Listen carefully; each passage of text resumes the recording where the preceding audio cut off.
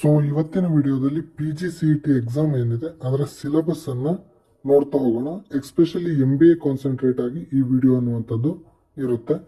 So first of all syllabus ನೋಡೋದಕ್ಕೂ ಮುಂಚೆ exam ಪೇಪರ್ನ ಪ್ಯಾಟರ್ನ್ ಯಾವ ರೀತಿ ಇದೆ ಅಂತ ನೋಡೋದಾದ್ರೆ ಟೋಟಲ್ 100 ಮಾರ್ಕ್ಸ್ನ ಕ್ವಶನ್ಸ್ ಅನ್ನುವಂಥದ್ದು ನಿಮಗೆ ಬರುತ್ತೆ. ನೋ ನೆಗೆಟಿವ್ ಮಾರ್ಕಿಂಗ್, ಅಂದ್ರೆ ನೆಗೆಟಿವ್ ಮಾರ್ಕಿಂಗ್ ಅನ್ನುವಂಥದ್ದು ನಿಮಗೆ ಇರೋದಿಲ್ಲ. ಅದೇ ರೀತಿಯಲ್ಲಿ 2 ಗಂಟೆ ನಿಮಗೆ ಎಕ್ಸಾಮ್ ಬರೆಯೋದಕ್ಕಿರುತ್ತೆ.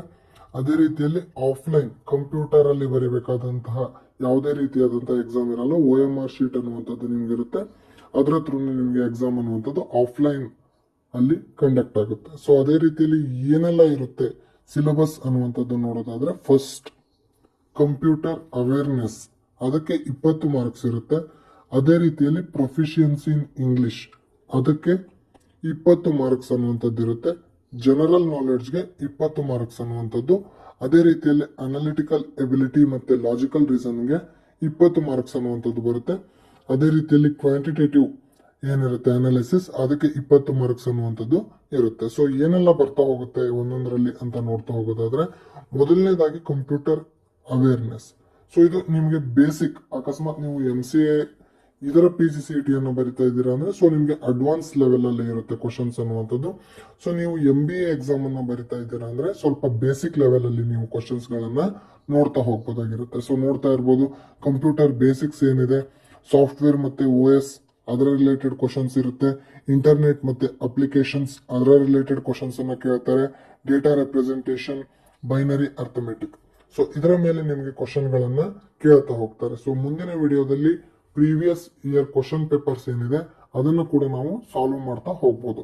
ಸೊ ಅದೇ ರೀತಿಯಲ್ಲಿ ನೆಕ್ಸ್ಟ್ ಪ್ರೊಫಿಷಿಯನ್ಸಿ ಇನ್ ಇಂಗ್ಲಿಷ್ ಅಲ್ಲಿ ಯಾವ ರೀತಿ ಇರುತ್ತೆ ಅಂದ್ರೆ ಬೇಸಿಕ್ ಇಂಗ್ಲಿಷ್ ಗ್ರಾಮರ್ ಇರುತ್ತೆ. ಸಿನೋನಿಮ್ಸು, ಆಂಟೋನಿಮ್ಸು ಇವೆಲ್ಲ ಏನಿದೆ ಅದರ ಬಗ್ಗೆ ಇರುತ್ತೆ. ಮತ್ತೆ ಸೆಂಟೆನ್ಸ್ ಕರೆಕ್ಷನ್ ಮತ್ತೆ errors in tenses, one word substitutions ಏನಿರುತ್ತೆ, ಐಡಿಯಮ್ಸ್ ಮತ್ತೆ phrases, pairs expressing relationships, famous books in English literature. So ಎಲ್ಲದೂ ಕೂಡ ನಿಮ್ಗೆ ಸ್ವಲ್ಪ ಮಾರ್ಕ್ಸ್ಗೆ 2 ಮಾರ್ಕ್ಸ್ 3 ಮಾರ್ಕ್ಸ್ಗೆ ಡಿವೈಡ್ ಆಗಿ ಎಲ್ಲದರ ಮೇಲೂ ಕೂಡ ನಿಮ್ಗೆ ಕ್ವಶನ್ಸ್ ಅನ್ನ ಕೇಳ್ತಾ ಹೋಗ್ತಾರೆ. ಅದೇ ರೀತಿಯಲ್ಲಿ ನೆಕ್ಸ್ಟ್ ಜನರಲ್ ನಾಲೆಡ್ಜ್ ಮೇಲೆ ಬಿಸ್ನೆಸ್ ಮತ್ತೆ ಎಕನಾಮಿಕ್ಸ್ಗೆ, ಕರೆಂಟ್ ಅಫೇರ್ಸ್ ರಿಲೇಟೆಡ್, ಅದೇ ರೀತಿಯಲ್ಲೇ ಸ್ಟ್ಯಾಟಿಕ್ GK ಮೇಲೆ ಕ್ವಶನ್ ಗಳನ್ನ ನಾವು ನೋಡೋದಕ್ಕೆ ಸಿಗುತ್ತೆ.